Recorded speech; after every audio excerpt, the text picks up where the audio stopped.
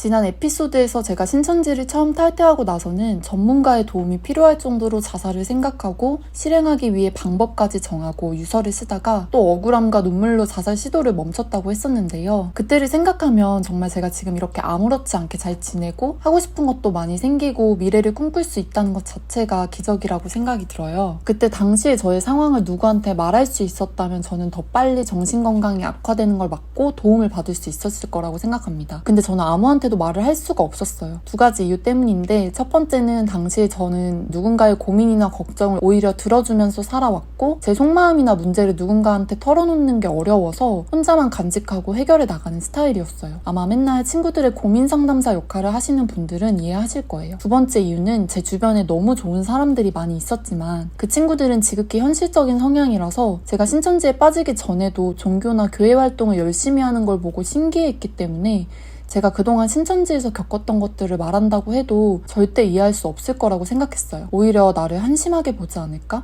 이상한 사람 취급하지 않을까? 걱정을 했던 것 같아요. 그래서 누구한테도 말할 수 없지만 저에게는 특별했던 그 고통을 혼자 끙끙 앓으면서 매일 밤 눈물로 지새웠습니다. 학교를 자퇴했으니까 고졸에 빚쟁이의 가장의 역할까지 해야 한다고 생각했던 저는 소설 속 비련의 여주인공이 된 마냥 제 현실을 보면서 신을 원망했었습니다. 너무 사적인 얘기라 말씀은 못 드리지만 저를 짓누르는 가정 문제도 있었고 돈을 열심히 벌거나 공부를 해서 저의 가치를 높일 시기에 사기를 당했으니까 마치 도박에 전 재산을 탕진하고 극단적인 선택을 하는 사람들처럼 저도 그저 현실을 회피하기 위해 떠올린 방법이 자살이었던 거예요. 근데 유서를 쓰면서 제가 아직 얼마나 더 살고 싶은지를 뼈저리게 느꼈습니다. 그래서 일단 죽지는 말아야겠다라는 목표가 하나 생기니까 다시 앞으로 나아갈 힘이 아주 조금은 생겼습니다. 그리고 불행인지 다행인지 당시 저의 경제적인 상황이 죽을 거 아니면 그만 청승 떨고 다시 빨리 일어나서 돈을 벌라고 압박을 했어요. 그래서 진짜로 죽을 거 아니면 제가 계속해서 삶을 비관하고 있는 게 사치라고 느껴질 정도로 경제 사정이 안 좋았습니다. 그래서 월요일부터 금요일까지는 낮에 카페에서 일하고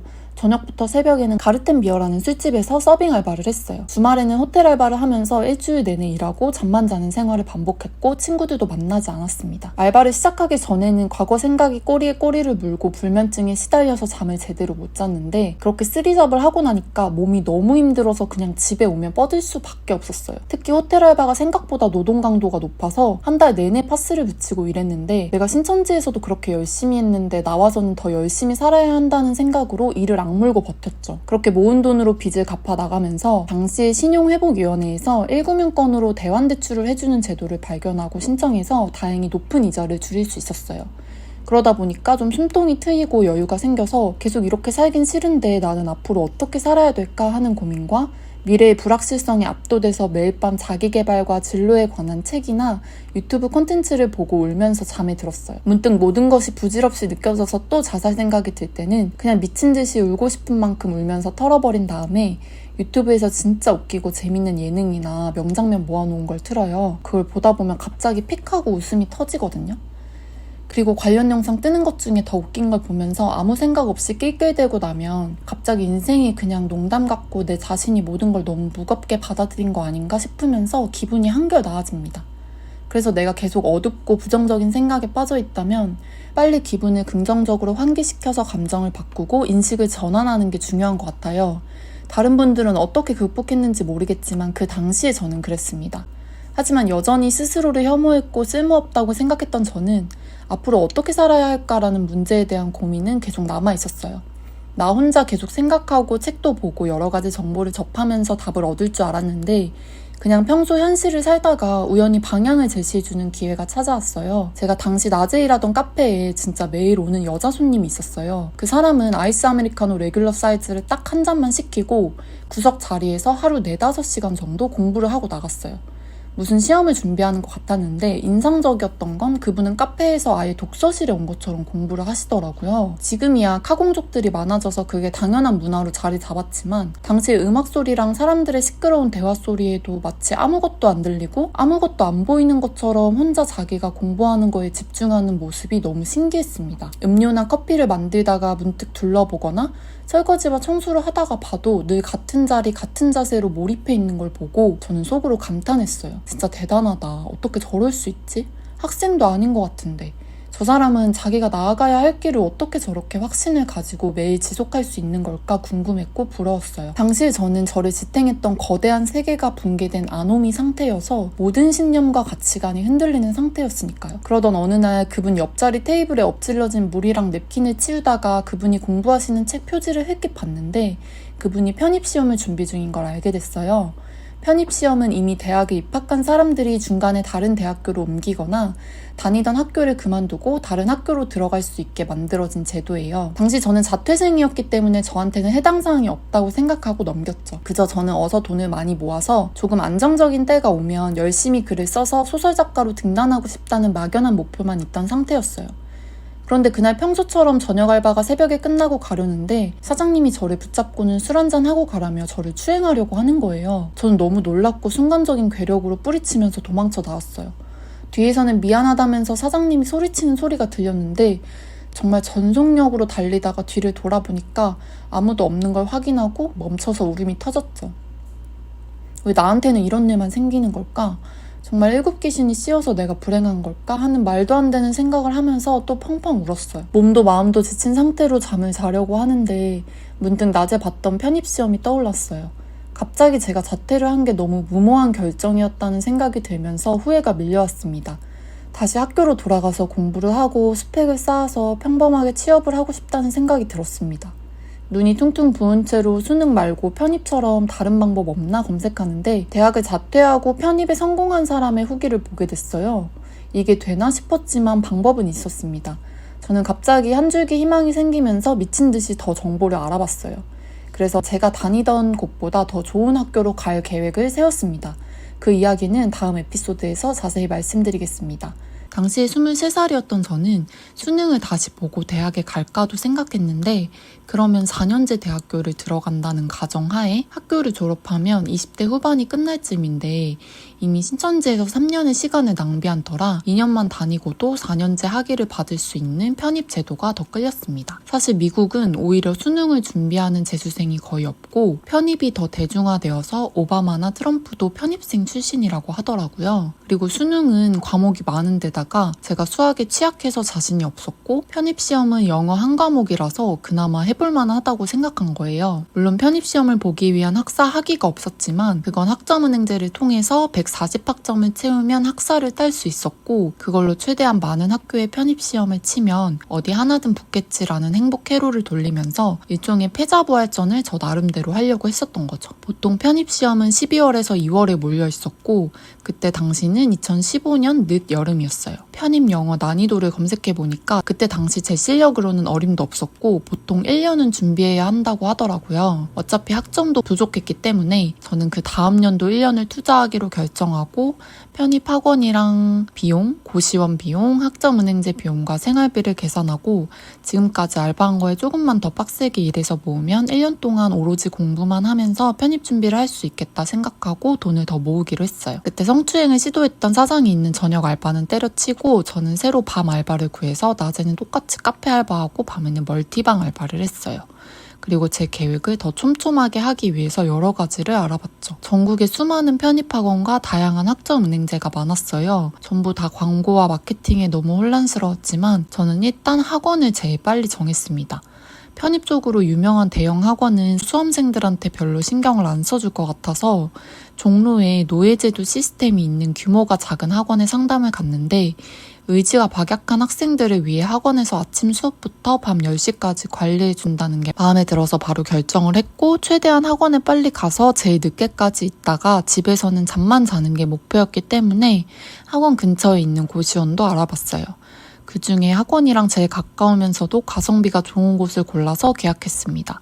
최근에 제 영상을 해외에서 시청하시는 분들이 계셔서 문득 제가 고시원을 번역하려고 찾아봤더니 영어권에서는 대체되는 단어가 없더라고요. 그래서 뭐라고 설명을 드리면 좋을까 싶었는데 제가 좋아하던 작가가 쓴 소설에서 고시원을 창문이 있는 관이라고 표현할 만큼 일반 원룸보다도 더 작은 방들이 다닥다닥 붙어있는 공동 숙소라고 생각하면 되는데요. 저는 신천지에서 전일 생활을 할 때 몇 년간 먹고 자고 해서 그런지 방 크기는 익숙했어요. 다만 종로는 땅값이 상대적으로 비싸서 그런지 노원의 고시원 가격으로는 택도 없었습니다.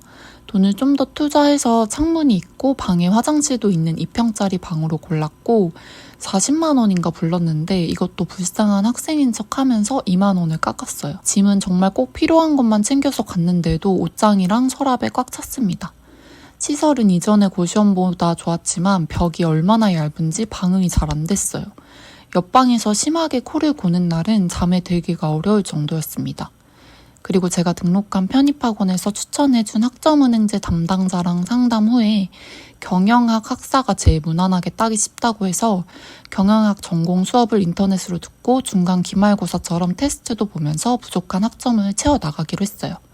근데 그렇게 해도 1년에 최대로 딸 수 있는 학점이 42학점인가 그랬고 제가 이전 대학교를 1년 다니고 자퇴했기 때문에 35학점밖에 없는 상태여서 나머지 70학점 정도를 더 채우려면 경영학과 학점으로 인정해주는 자격증들을 따고 성인용 검정고시라고 불리는 독학사 시험까지 봐야 겨우 가능했어요. 그런 것들은 사실 난이도가 엄청 어렵지는 않지만 어쨌든 귀찮고 시간을 많이 잡아먹어서 너무 하기 싫었지만 애초에 140학점을 채우지 않으면 편입 영어 시험을 볼 자격조차 없기 때문에 해야만 했습니다. 이렇게 제가 자세히 설명을 하는 이유는 탈퇴자들 중에 저 같은 자퇴생들이 많아서 혹시나 도움이 될까봐 말씀드리는 거예요. 먼저 당장 12월에 있는 소방안전관리사 2급 자격증 일정이 있었는데 6학점을 받을 수 있어서 그거를 따고 편입학원에 갔어요. 12월 말이라 한창 시험을 준비하는 학생들로 북적였고 저처럼 다음 해 시험을 준비하는 기초반 아이들은 20명 정도 됐는데 거기서 유일하게 제가 친해지고 싶은 여자애가 있어서 말을 걸었더니 마침 제 고등학교 후배인 거예요. 수험생활을 하면서 친구를 사귀어도 되냐 안 되냐는 갑론을박이 있지만 저는 너무 외로웠고 그 동생은 참 착한 친구였어서 같이 밥도 먹고 공부하다가 쉬는 시간에는 스몰 토크 할 수 있는 상대가 생겨서 저는 개인적으로 좋았어요. 편입 영어 시험은 크게 문법, 어휘, 독해, 논리추론 4가지 영역으로 나뉘는데 지문 자체가 미국 대학원 입학시험 난이도라서 바로 기출문제를 풀 수 없었기 때문에 처음에는 기초 문법을 익히고 어휘를 미친 듯이 암기해야 했습니다. 그런데도 저는 정말 오랜만에 아무것도 안 하고 앉아서 공부만 할 수 있다는 사실에 너무 감격스러웠고 행복했어요. 왜 어릴 때 어른들이 공부만 하는 학생들을 보면서 그때가 좋은 거라고 할 때는 꼰대 같았는데 왜 다들 그렇게 말씀하시는지 알 것 같았어요. 맨날 서비스직 알바만 하면서 감정노동에 육체노동으로 몸이 힘들다가 제가 20살 때 그토록 배우고 싶었던 영어 공부를 그때서야 제대로 할 수 있어서 제가 잘하고 못하고를 떠나서 너무 행복하더라고요. 그리고 그런 저에게 자극이 되었던 건 학원에서 매주 위클리 테스트라는 걸 보고 그 결과를 등수대로 나열해서 학생들이 다 볼 수 있게 명단을 붙여뒀는데 저는 처음에는 거의 바닥을 기었죠. 근데 그걸 매주 보면서 이 작은 학원에서라도 1등을 해야겠다 생각하면서 열심히 공부를 할 수 있게 되더라고요. 어느덧 2016년 24살이 되었고 저는 몇 년 만에 송구영신 예배가 아니라 누군지도 모르는 사람의 코 고는 소리를 들으며 고시원에서 새해를 맞이했어요. 일단 도전은 했지만 제가 가고 싶은 학교의 기출문제를 보면서 과연 1년 후에 내가 합격할 수 있을까 하는 생각에 막막했지만 저는 제가 20살 이후로 할 수 없다고 생각했던 일들을 이미 많이 저지른 후라서 무조건 해야 된다고 생각했고 꼭 해내고 말겠다는 도끼를 품었습니다. 이어지는 혹독한 편입 준비 이야기는 다음 에피소드에서 말씀드리겠습니다.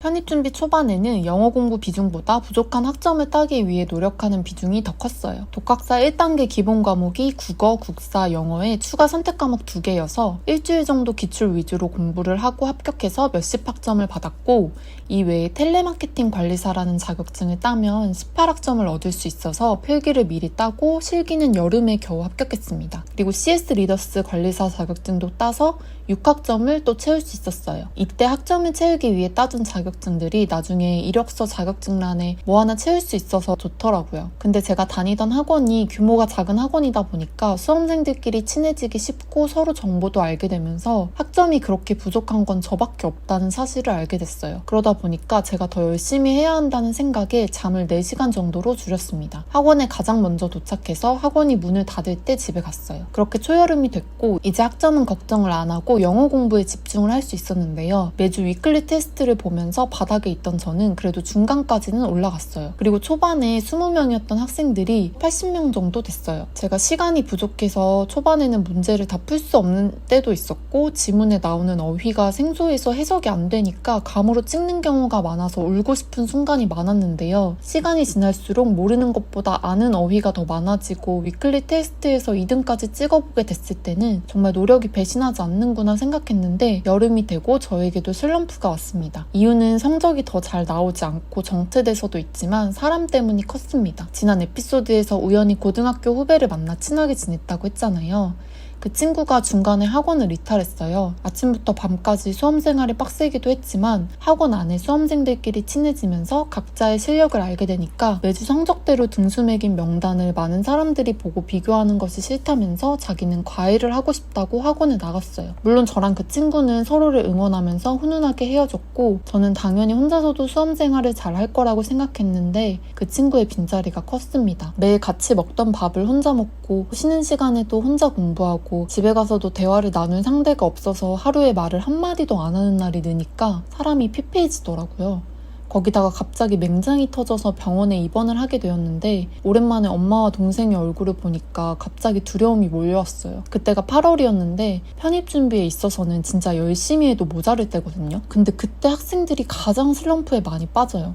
왜 그런지는 모르겠는데 선생님들도 그렇게 말씀하셨고 실제로 제가 보기에도 그때쯤 학원을 이탈하거나 편입을 포기하는 수험생들이 늘고 외로워서 그런지 학원 안에서는 사귀는 커플들이 생기기도 했어요. 흔들리지 않고 묵묵히 공부를 하는 게 너무 중요한 시기인데 저는 수술을 하고 병원에 입원해 있으면서 일주일 정도 공부를 아예 못했어요. 누워만 있어서 진짜 막막하고 포기하고 싶었어요. 제가 입원을 해서 공부를 못한 시간에 저의 경쟁자들은 계속 공부했을 거라는 생각에 자신감도 떨어지고 밥도 제대로 못 먹어서 살은 쭉쭉 빠졌습니다. 퇴원을 하고 다시 고시원으로 갔는데 저는 이미 1년간 죽었다고 생각하고 공부할 생각으로 고시원까지 잡은 거라 절대 포기할 수 없다는 생각으로 어떻게든 다시 저를 일으켜 세우려고 했어요. 밥 먹고 자는 시간 빼고는 영어에 파묻혔고 화장실 갈 때도 패러프레이즈 정리한 걸 가져가고 쉬는 시간도 없이 공부했습니다. 그러다가 너무 외로워서 사람의 온기가 필요하다 싶을 때는 학원 실장님을 찾아가서 면담을 요청했고 대화를 하고 나오면 조금 풀렸어요. 다른 학원 사람들이랑은 친구가 되거나 가까워지려고 하지 않았고 오히려 거리를 더 두고 철벽을 치면서 해이해지지 않으려고 노력했어요. 조금 지친다 싶으면 유튜브에 수험생들 대상으로 스타 강사들이 일침을 날리는 영상을 보면서 자극을 받으려고 했고 점수가 안 나와서 자책할 때마다 동기부여 영상 같은 걸 보면서 계속 저를 채찍질했습니다. 10월부터는 이제 학원에서 모의 시험을 계속 쳤는데요. 진짜 시험을 보는 것처럼 시간 맞춰놓고 학교별로 기출문제를 풀었어요. 그때부터는 본인의 실력이 어느 정도인지 윤곽이 나오는 때라서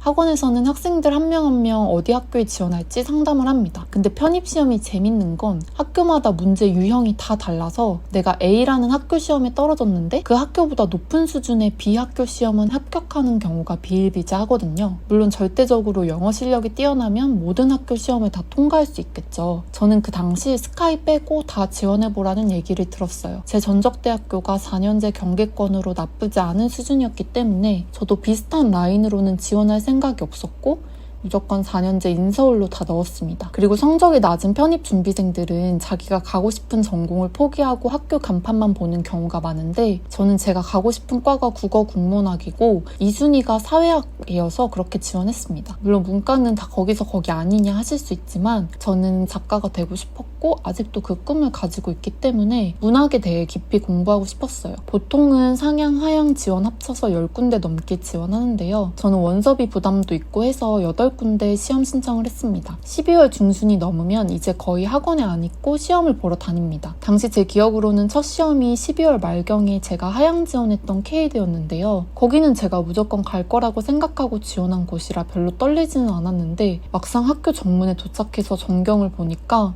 그때 당시 고졸인 제가 얼마나 건방진 생각을 했었는지 알겠더라고요. 학교가 너무 좋아서 붙여주기만 하면 정말 감사하다고 절을 하고 싶은 심정이었어요. 수많은 수험생들로 꽉 찼고 경쟁률이 기본 50대 1이었습니다. 물론 그 중에 허수도 꽤 있겠지만 제가 그 허수가 아니라는 보장은 없었어요. 그 첫 시험을 끝냈는데 너무 찝찝했습니다. 말아 먹었다는 증거였어요. 실제로 제가 하향 지원했다고 생각한 곳은 예비번호를 받고 추가 합격 통보를 받았어요. 그때부터 또 정신 제대로 차려야겠다 생각하면서 1월을 준비했는데 1월에 진짜 중요한 대학교 편입시험이 다 몰려있거든요. 제가 지원한 학교들 중에서 가장 경쟁률이 높았던 곳은 70대 1이었습니다. 저는 머리를 비우고 그냥 닥친 시험 시간에 혼이 빠질 만큼 집중했어요. 시험 시간이 끝나고 나면 기력이 없을 정도로요. 그 학교들 중에는 제가 신천지 서울야고보지파에 있을 때 거점대학교로 삼고 포교활동을 했던 대학교도 있었습니다. 그 학교 강의실에 들어가서 시험을 칠 때 그 시절 제 모습이 생각났어요.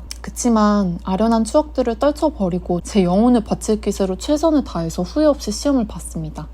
거기서 놀랍게도 제가 1차로 시험을 합격한 학교들이 꽤 있었습니다. 흔히 인터넷상에 돌아다니는 대학 서열 중에 상위에 있는 명문대들은 거의 다 편입시험을 합격해도 그건 1차 합격인 거고 2차로 면접이든 전적대학교 성적이든 또 준비해야 되는 과정이 있었어요. 저는 당시 얼떨떨했지만 운이 좋게도 제가 지원한 곳 중 가장 좋은 세 학교에 1차 시험을 합격했습니다. S대와 E대는 2차로 면접을 봐야 했고 H대는 전적대학교 성적을 2차로 봤습니다. H대는 저보다 전적대학교 성적이 높은 사람이 붙었는지 최종 결과는 떨어졌습니다. 그래도 어렵기로 소문난 대학교 시험을 합격했다는 걸로 만족을 하고 면접을 준비했어요. S대는 1차 시험이 워낙 난해하다고 소문난 곳이라 저는 국문학보다 경쟁률이 떨어지는 사회학을 넣었는데 저희 학원에서 저만 1차 시험을 합격해서 실장님이 모의 면접 연습을 같이 해줬습니다. 유명한 사회학자, 사회학과 관련 책들을 읽으라고 뽑아준 걸 달달 외워서 갔지만 분위기는 너무너무 무서웠어요. 편입이라는 제도를 통해서 자신의 학교로 들어오는 걸 탐탁지 않아 하는 교수님 한 분과 상대적으로 부드러운 성격의 교수님 한 분이 계셨는데 완전 압박 면접이었어요. 인성 면접일 줄 알았는데 전공 지식과 관련된 걸 물어보셨고 저는 바보 같은 대답을 해서 무서운 교수님께 혼쭐이 났습니다. 면접이 끝나고 저는 울면서 실장님한테 전화로 망했다고 했어요. 실장님은 위로해 주셨고 다음 학교 면접을 준비하라고 했습니다. 이대는 제가 지원한 학교들 중 유일한 여대였기 때문에 경쟁률이 조금 떨어질 거라고 예상하고 원하는 국어국문학 전공을 선택했는데요. S대 면접을 망했다고 생각해서 정말 덜덜 떨면서 면접장에 갔어요. S대랑 마찬가지로 엄해 보이는 교수님 한 분과 인자해 보이는 교수님 한 분이 계셨습니다. 질문을 제가 아직도 기억하는데 가장 인상 깊게 읽었던 책은 무엇이고 이유는 무엇인지, 그리고 봉사활동을 해본 경험이 있다면 어디서 어떤 활동을 하고 뭘 느꼈는지, 왜 이대 국어국문학에 지원했는지, 마지막으로 만약 이대에 들어온다면 어떤 학업 계획과 성취하고 싶은 꿈이 있는지를 물어보셨고 저는 전부 다 솔직히 답변했습니다. 진짜 떨면서 들어갔는데 교수님이 그걸 알아보시고 편하게 말해도 된다고 계속 진정시켜 주셔서 저는 편하게 얘기할 수 있었는데요. 질문들도 제가 얘기할 거리들이 많은 것들이라 진솔하게 답변했는데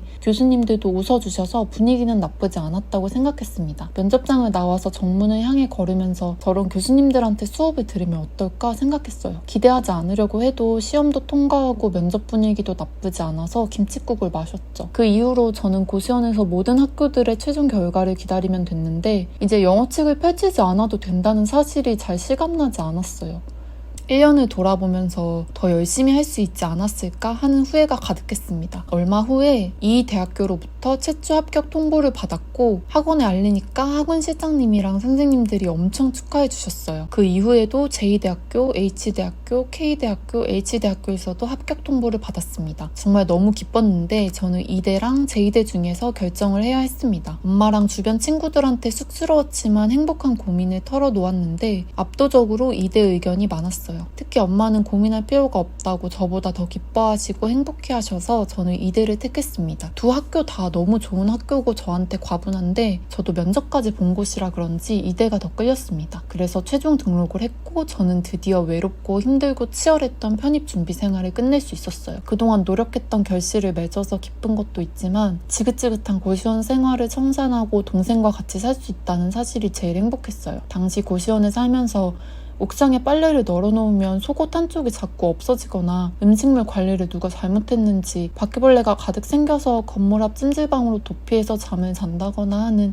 남에게 말할 수 없는 고통이 많았어요. 약 1년간 편입 준비 생활을 하면서 겪었던 저의 서러움은 이 영상 한편으로는 차마 담을 수 없을 만큼 많았고 깊었습니다. 지금 다시 하라고 하면 절대 못할 것 같은데 정말 제가 그 어린 나이에 어떻게 혼자 다 감당하고 포기하지 않았는지 스스로가 기특한데요. 그 후에 저는 사랑하는 동생과 같이 살림을 합쳐서 살 생각에 너무 설렜고 엄마는 눈물을 보이실 만큼 제가 다시 대학교에 들어가서 너무 좋아하셨어요.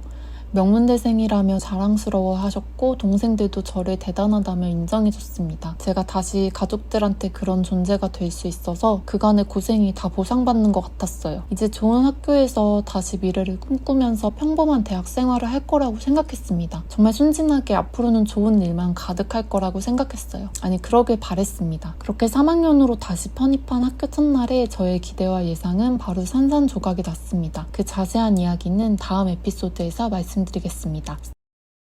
25살이 된 2017년 3월에 저의 대학교 3학년 생활이 시작되었습니다. 근데 제가 편입한 이대가 개신교 감리회 계열 선교사가 세운 미션스쿨이었습니다. 전 진짜 몰랐어요. 미션스쿨인 거는 상관이 없는데 채플을 한 주에 한 번씩 의무적으로 들어야 졸업이 가능했어요. 그러니까 종교를 가지고 있건 없건 이 대학교 학생이라면 무조건 일주일에 한 번 30분씩 예배를 드려야 하는 거죠. 만약에 이를 거부하면 10학점을 채워야 하는데 성경 필사가 1점, 리포트 2장에 2점 이런 식이었어요. 그 대신 채플을 드린다고 하면 한 주는 빠질 수 있게 해줬고 중간고사나 기말고사 기간이면 쉬기도 했기 때문에 저는 10학점을 채우는 것 대신 채플을 드리기로 했습니다. 물론 종교가 없거나 다른 종교를 가지고 있는 학생들의 원성이 자자해서 심심치 않게 대자보가 붙거나 시위가 나기도 했죠. 그치만 그들도 졸업을 하려면 어쩔 수 없이 채플을 드려야 했습니다. 학교 측에서는 이런 학생들을 고려해서 종교 색채를 좀 줄이기 위해 가끔 유명 인사가 와서 강의를 하거나 이대 출신의 방송인들을 초청해서 인터뷰를 듣게 하는 경우도 있었어요. 간혹 학생들의 합창이나 무용학과 학생들의 무용 채플이 이루어지기도 했습니다. 편입생 OT 때 그 이야기를 듣고 나서 저는 당황스러웠지만 뭐 괜찮겠지 하면서 3학년 1학기 저의 채플 시간은 수요일 오전으로 정했고 학교에 가면 멀리서도 보이는 가장 아름다운 건물이 있는데 그게 바로 채플을 드리는 대강당이었어요. 당시 첫 채플에 참석했는데 진짜로 예배를 드리더라고요. 제가 10년 다니던 교회 예배 형식 그대로 준비 찬양하고 기도하고 설교하고 기도했습니다. 저는 제 자리에 앉아서 시작부터 끝까지 눈물만 줄줄 흘리고 있었어요. 채플이 시작하면 대강당의 모든 문을 잠가버리고 중간에 나갈 수 없었거든요. 아직도 제가 그날 찬송가 제목을 기억하는데 보육원 시절에 제가 좋아하던 주는 나를 기르시는 목자요였어요. 주는 나를 기르시는 목자요 나는 주님의 귀한 어린 양. 다 잊고 살려고 했었는데 그 찬송이 흘러나오자마자 무슨 훈련이 된 파블로프의 개처럼 저도 모르게 눈물이 나오더라고요. 그 찬송을 신나게 따라 부르면서 목청을 높이던 어린 시절에 제가 떠올랐어요. 그리고 더 이상 기쁜 마음으로 듣고 있을 수조차 없는 제 마음을 알아달라고 아무도 자리를 떠나지 못하게 지켜보고 있는 수많은 조교님들께 차마 저만 나가게 해달라고 말할 수가 없었습니다.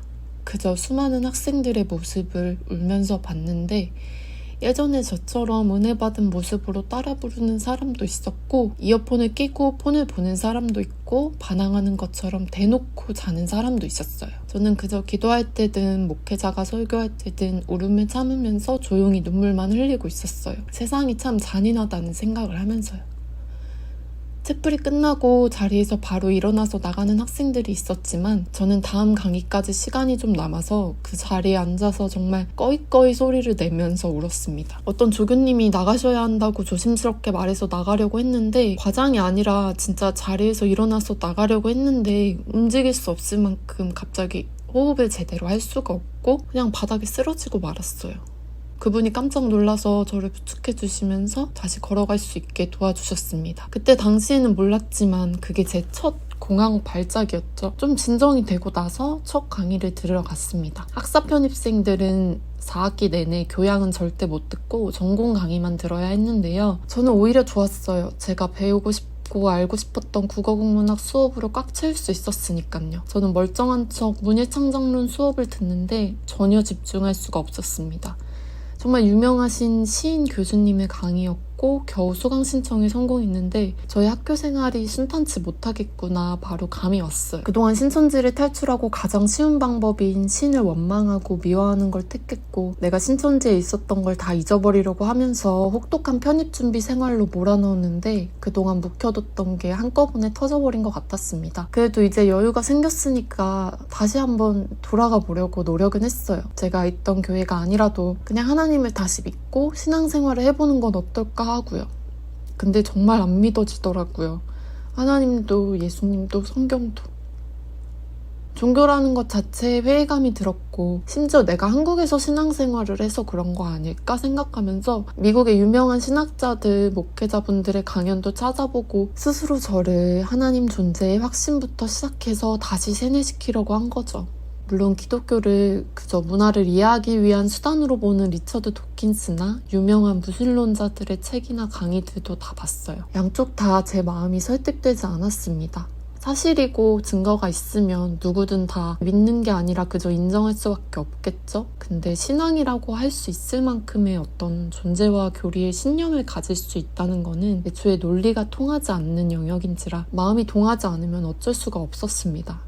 그 당시에 제 마음은 이미 신천지를 탈퇴하면서 신의 존재 유무를 떠나서 신앙생활이라는 것 자체에 큰 회의감이 들었고 더 이상 제 소중한 시간과 에너지를 쓰는 것이 부질없다는 것을 깨달았습니다. 그래서 신천지를 탈퇴하고 나서도 저는 다시 자신이 있던 교회로 돌아가거나 신앙생활을 하시는 분들이 존경스럽습니다. 비아냥거리는 게 아니라 진심으로 존경스러워요. 저는 그게 안 되거든요, 더 이상.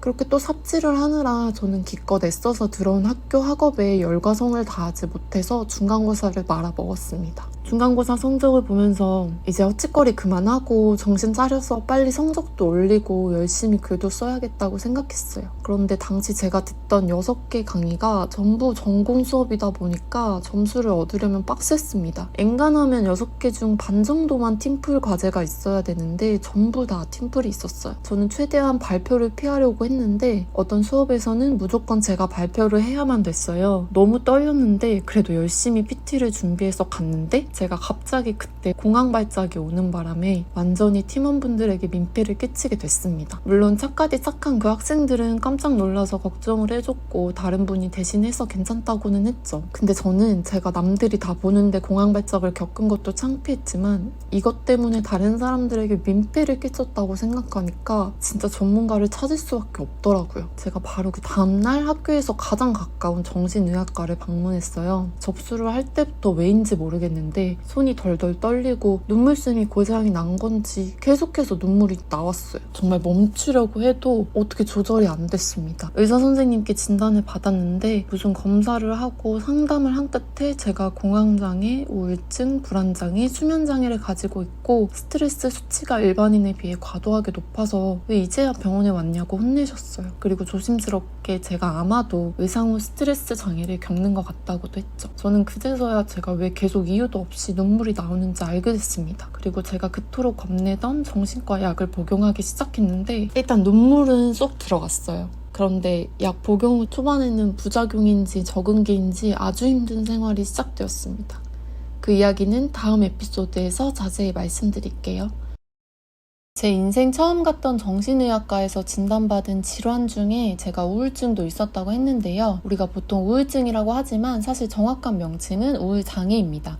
단순히 우울한 기분이나 죽음에 대한 생각을 한다고 해서 걸리는 게 아니라 내가 정말 나아지려고 아무리 노력하고 내 의지로 극복을 하려고 해도 혼자서 감당이 안 되기 때문에 세계적으로 질병이라고 분류하고 장애라고 이름 붙이는 거거든요. 여러 가지 원인이 있지만 우선 정신과에 가면 빠르게 도움을 주기 위해서 처방해주는 약이 있어요. 뇌에서 세로토닌이라는 신경물질이 나와줘서 행복감과 우울감을 균형 있게 유지할 수 있는 건데 우울 장애를 가지고 있는 사람들은 이 세로토닌 수치가 엄청 낮아요. 저도 그랬고요. 그래서 약을 통해 세로토닌 수치를 높여주는 화학적인 도움을 받아야 했습니다. 요새는 내가 우울증이라고 말하면 그거 패션 우울증 아니야? 라고 말하면서 내 정신력으로 회복할 수 없는 질환을 비하하는 경우가 많은데요. 그런 시류 때문에 그냥 내가 너무 나약해서 그렇구나, 이겨내야지 하시는 분이 있다면 그러지 마시고 한번 병원을 찾아가서 진단을 받아보시길 추천드려요. 제가 대표적으로 옛날 사람들처럼 우울증은 꾀병이라는 소리를 듣고 자라서 정신의학 정신의학과에 가면 큰일 나는 줄 알았던 낡은 사고방식을 가졌던 사람인데요. 제가 직접 질환을 겪고 나서 생각이 아주 많이 달라졌습니다. 이 우울장애는 처음에는 나 혼자만 겪는 부정적인 기분이라고 생각하지만 계속 방치를 하면 가족이나 학교, 회사에서 적응 수준을 떨어뜨릴 뿐만 아니라 기억력, 학습 능력, 집중력 같은 정신 기능이 많이 떨어져서 내가 어떤 걸 엄청나게 노력해도 성과가 그만큼 따라오지 못해요. 그래서 에타라고 대학생들 커뮤니티가 있는데요. 실제로 대학생들이나 대학원생도 갑자기 우울증을 앓게 되면 치료를 위해 잠시 휴학하는 사람들도 많았고 학교 생활을 하기 힘들다고 토로하시는 게시글을 흔하게 볼 수 있었어요. 치료를 하지 않고 방치했을 경우에 사회적으로 고립이 되고 자해를 하거나 결국 자기 스스로를 파괴하는 경우가 많아서 혹시라도 내가 우울장애가 아닐까 의심이 된다면 꼭 병원에 한번 가보시기를 추천드립니다. 건강보험도 적용이 돼서 첫날 여러 가지 검사 비용으로 조금 나온 이후에는 약값까지 해도 보통 10,000원에서 30,000원 사이로 나오거든요. 그래서 과거에 저처럼 우울증을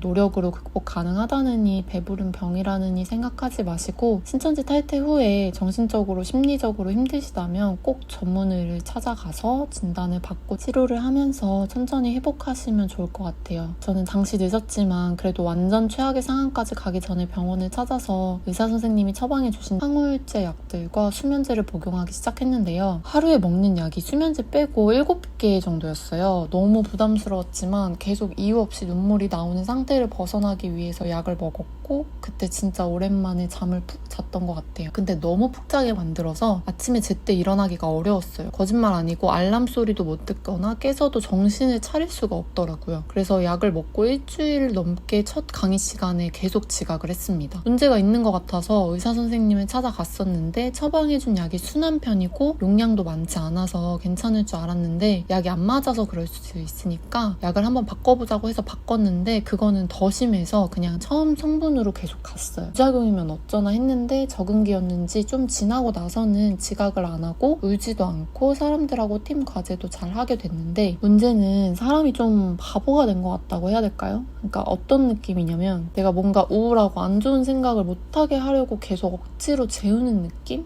이었어요. 나중에 검색해보니까 인터넷에 저처럼 비슷한 걸 느낀 사람들이 너무 많더라고요. 정신과 약이나 우울장애는 진짜 개인차가 커서 각자의 후기가 다양한데 공통적으로 다들 말하고 제가 확실하게 느낀 것 중에 하나는 기억력이 떨어져요.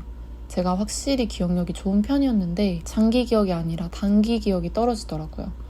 예를 들어서 내가 오늘 뭐 먹었는지 생각을 하려고 하면 기억이 안 났고요. 장시간 집중하는 것도 그 전보다는 확실히 어려웠어요. ADHD를 가지고 있지 않은 이상 자기가 좋아하는 거는 누구나 당연히 집중을 잘 하잖아요. 근데 그런 게 아니라 강의를 듣거나 뭔가 새로운 걸 배울 때도 저는 집중력이 좋은 편이었거든요. 약 먹기 전에는 누가 제 이름을 불러도 안 들릴 정도로 집중을 하고 몰입을 했었는데 약을 먹고 나서는 강의 시간을 풀로 집중하기가 어렵더라고요. 갑자기 정신을 차리고 나면 멍을 때리는 경우가 비일비재했어요. 근데 저는 그런 상태에 머물면 안 됐잖아요.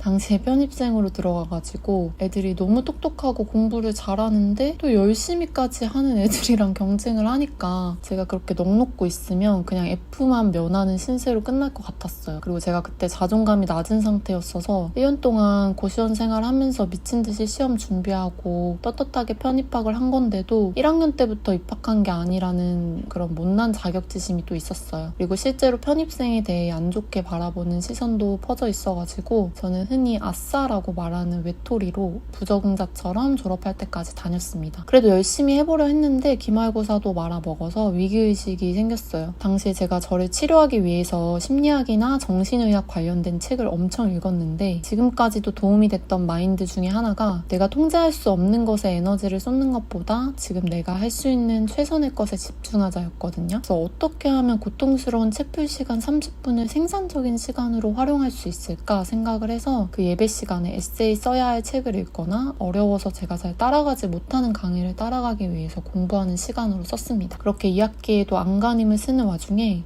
신천지 부녀분들과 마주쳤어요. 학생 식당에서 학식을 먹고 나가는 출구 쪽에 서성거리시던 분들이 제가 혼자 있어서 그런지 갑자기 말을 걸면서 다가오더라고요. 저는 상상도 못했죠. 왜냐면 제가 신천지에서 포교 활동을 할 때도 캠퍼스에 들어가기는 했지만 아예 학생 건물에 침입해서 말을 걸지는 않았었거든요. 그리고 심지어 누가 봐도 청년이 아니고 중년의 여자분들이 3, 4, 5 모여 계시더라고요. 처음에는 저한테 뭐 물어보시는 줄 알았는데 자기소개를 하시는 거예요. 여기 대학교 출신이고 근처 교회를 다니고 있는데 어린 후배들하고 같이 성경 공부하고 싶어서 왔다는 거예요. 그래도 제가 그때까지도 착해서 괜찮습니다 하고 가려고 했는데 붙잡으시면서 잠깐 5분 정도만 앉아서 자기 얘기를 들어달라고 하시더라고요. 근데 지금 생각하면 저도 제 자신이 참 답답한데 또 앉았어요. 신천지가 아니라 그냥 일반 교회인데 내가 피해의식에 빠져서 오해할 수 있다고 생각했죠. 근데 듣다 보니까 레파토리가 역시 신천지더라고요. 저는 너무 화가 나서 급발진을 했어요. 도가 지나치다, 학교 측에 신고하겠다 이런 식으로 얘기를 했더니 갑자기 태도가 돌변하면서 학교도 이미 허용했다고 하면서 어른이고 선배인데 도가 지나치다니 말버릇이 그게 뭐냐면서 흥분을 하시더라고요. 그래서 저는 그냥 그분이 뭐라고 말하는데 무시를 하고 식당을 나와서 학교 커뮤니티를 들어갔는데 역시 그 사람이 거짓말한 거였어요. 그 인간들이 맨날 학교에 죽치고 있어서 당한 사람들이 글 쓴 것도 많았고 학교에 항의가 이미 여러 번 들어가서 학교 측에서는 이런 사람들이 걸리면 쫓아내거나 목격하면 신고해달라고 제재가 들어간 상황이었어요. 근데 그렇게 뻔뻔하게 나오니까 어이가 없었죠. 그리고 화장실에 갔는데 진짜 제가 지어낸 게 아니고 화장실 칸막이마다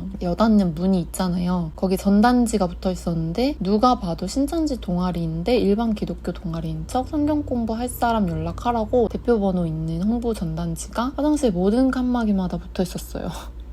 거기서 이제 저는 너무 황당해서 헛웃음이 나오더라고요. 그 약발 때문인지는 모르겠는데 더 이상 과거 기억이 떠오르면서 뭐 울거나 공황이 오는 게 아니라 열이 엄청 받아서 실성한 듯이 화장실에 붙어있는 모든 전단지를 다 떼서 찢어버렸어요. 근데 혹시나 해서 다른 층 화장실도 가봤는데 역시나 다 붙어있더라고요. 다 떼가지고 찢어버렸는데 소름 끼치는 게 뭔지 아세요? 며칠 후에 또 붙어있었어요. 저는 그냥 체념하고 많은 학생들이 볼 수 있게 학교 커뮤니티에다가 땡땡 건물 화장실에 기독교 동아리가 성경 공부 전단지 붙여놓은 거 사실 신천지다 이렇게 써서 올리고 더 이상 휘둘리지 않기로 했어요. 그냥 저는 이제 학점에 집중하고 과외 알바도 하고 취업 준비도 하고 연애도 하고 그렇게 평범한 대학 생활을 하고 싶었거든요. 제 바람대로 4학년이 돼서 과외 알바도 하고 토익도 따고 성적표에 A가 많아질 때쯤 신천지에서 친하게 지내던 하얀 언니한테 카톡으로 연락이 왔습니다. 그 자세한 이야기는 다음 에피소드에서 말씀드리겠습니다. 저는 4학년이 돼서 연애도 하고 영어랑 국어 2과목 과외 알바를 하면서 이전보다 경제적으로 여유있게 생활하고 집에다 돈도 보내줄 수 있었어요. 그리고 제가 졸업하고 나서는 작가가 되고 싶었지만 등단을 하려면 정말 좋은 원고를 써야 하는데 그 당시 제 실력은 부족했습니다. 당시 제가 살면서 겪은 다양한 경험들이 아직 하나의 작품으로 녹여낼 만큼 단단해지지 않았고 제 필력이 여물지 않았다고 생각했어요. 하지만 또 학자금 대출도 있었고 제가 그렇게 여유있게 등단 준비를 할 수 있는 상황이 아니라 당장 돈을 벌어야 했기 때문에 승무원 취업을 준비했습니다. 처음 신천지에 들어가기 전 학교에서 제가 졸업하면 준비하려고 했던 그 직업을 다시 준비하기 시작한 거죠. 토익도 따고 토익 스피킹도 따고 승무원 과외도 끊어서 준비를 하고 있었어요. 성적도 3학년 때와는 비교할 수도 없이 잘 받아서 학점도 높였고 동시에 저는 제 정신 건강을 위한 책이나 자기개발 서적을 많이 읽으면서 자존감도 어느 정도 회복한 것 같았고 오랜만에 정말 평화로운 상태였습니다. 그러던 어느 날 2학기에 하얀 언니한테 갑자기 잘 지내냐고 카톡이 왔어요. 당시 저는 그 카톡을 보자마자 심장이 쿵 하고 내려앉는 느낌이 들었어요. 잊고 있던 하얀 언니랑 다이어리와의 추억이 떠올랐죠.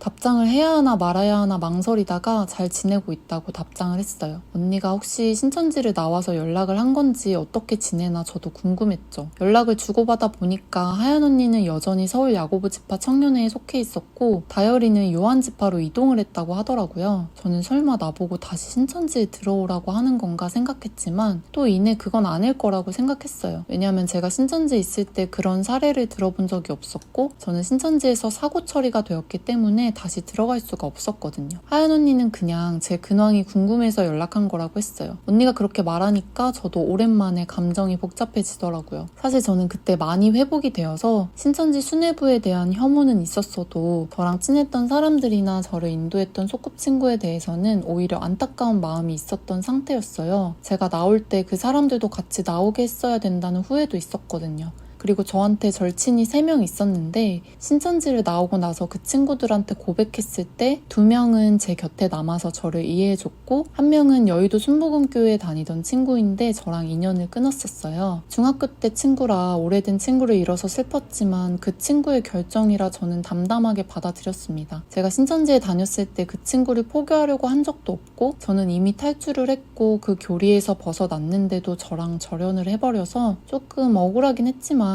저는 그때나 지금이나 제 옆에 남을 사람들은 어차피 제가 뭘 해도 남을 거고 떠나갈 사람은 뭘 해도 떠나갈 거라고 생각하고 살고 있거든요. 그래서 저는 당시 학교에서는 아싸로 지냈지만 제가 인생에서 어떤 실패를 겪었든 제 옆에 남아준 소중한 친구들이 있었고 제가 뭘 하든 사랑해주는 가족들이 있었기 때문에 인간관계에 대한 아쉬움은 딱히 없었어요. 오히려 깊고 좁은 인간관계를 추구하는 저한테는 소수의 친구가 좋았습니다. 근데 하연 언니의 카톡을 받고 제 감정이 복잡했던 이유는 그 2명의 절친들이 너무 소중하지만 절대 이해할 수 없는 신천지에서의 경험이 떠올랐고 제가 특별하다고 생각했던 다정이나 하연 언니나 다열이와의 우정이 문득 그리울 때가 있었거든요. 그래서 오랜만에 제 평화로웠던 마음에 동요가 생겼어요. 하연 언니가 언제 한번 다열이랑 보자고 해서 저는 알겠다고 했습니다. 빈말이 아니고 각별했던 사이였으니까 꼭 보고 싶었어요. 그들이 어떻게 변했는지 다열이는 왜 요한스파로 간 건지 궁금했습니다. 그래도 저는 취업 준비가 더 급했기 때문에 내년에 보자고 했고 2019년 1월이 되어서 하연 언니한테 다열이랑 같이 보자고 연락이 왔어요. 그때 당시 모든 항공사 서류 시험에 합격을 해서 저는 면접 준비를 하고 있었고 정신이 없었지만 한 군데 면접이 끝나고 1월이 다 가기 전에 약속을 잡고 떨리는 마음으로 약속 장소에 갔습니다. 그 장소가 서울이었는데도 저희 학교에서 멀었고 집에서는 지하철 타고 2시간 거리였는데 꼭 거기로 오라고 해서 저는 피곤했지만 그 친구들이 보고 싶어서 갔습니다. 알고 보니까 그 장소는 다열이가 자영업을 하는 곳이었고 영업을 다 마치고 하연 언니랑 초대를 한 거였어요. 저는 진짜 깜짝 놀랐죠. 맨날 화만 내던 대학부 시절 동갑내기가 어느덧 자기 사업을 하고 있는 사장이 되어 있었고 얼굴은 변함이 없었지만 뭔가 철이 든 것 같았어요. 그리고 하연 언니는 여전히 하얗고 더 예뻐져 있었고 얼굴도 행복해 보였죠. 그 친구들도 저를 보고 얼굴이 좋아졌다면서 엄청 반가워하더라고요. 저는 갑자기 울컥하면서 눈물이 날 것 같았는데 참고 다열이한테 이게 웬일이냐면서 역시 있는 집 자식은 다르다 이러면서 놀리기도 하고 부러워하기도 하면서 엄청 띄워줬어요. 다열이도 쑥스러워하면서 자랑도 하고 그 공간을 소개해줬고 하연 언니는 여전히 장난기 넘쳤고 취직을 해서 일반부로 옮긴 상태더라고요. 저의 근황도 듣더니 둘 다 역시 너는 똑똑해서 그럴 줄 알았다고 축하를 해주더라고요. 그렇게 훈훈한 말들이 오가고 서로 반가워하는 시간이 끝나니까 이내 정적이 흘렀어요. 그 둘은 제 눈치를 계속 보더라고요. 저는 아무래도 저 혼자 신천지 사람이 아니라서 대화 주제를 못 꺼내는 줄 알았어요. 그래서 제가 먼저 아무렇지 않은 척 신천지 얘기를 꺼냈죠. 다열이는 왜 요한지파로 간 거냐 물어봤더니 가족신앙답게 다열이 어머니가 요한지파로 가고 싶어 하셔가지고 가족 전체가 이사를 했다는 거예요. 그래서 전 또 와 역시 부자는 다르다면서 분위기를 풀어보려고 했어요. 근데 또 대화가 끊기는 거예요. 그리고 자꾸 자기들끼리 쿡쿡 찌르면서 사인을 보내길래 저는 갑자기 쎄한 삘이 와서 대체 왜 그러냐고 단도직입적으로 물어봤죠. 그랬더니 다열이가 제 눈도 제대로 못 마주치고 우물쭈물하면서 재입교 이야기를 꺼냈어요. 저는 정말 예상을 못했는데 갑자기 상황 파악이 되면서 화가 머리끝까지 났습니다. 아니 내가 이 먼 길까지 왔는데 정말 순수하게 내가 보고 싶어서 만나자고 한 줄 알았는데 그럼 그렇지 내가 바보였다고 하면서 일어나려고 하니까 하연 언니가 저를 진정시키고 그게 아니라면서 설명을 하기 시작했어요. 다열이도 하연 언니 말을 거들면서 당장이라도 나가려고 하는 저를 막았죠. 저는 그 상황에서 갑자기 눈물이 터져버렸습니다. 둘은 그런 저를 보고 당황하면서 휴지도 주고 저를 가라앉히기 시작했어요. 그리고 오래도록 설득을 하기 시작했습니다. 그 내용은 다음 에피소드에서 자세히 말씀드리겠습니다.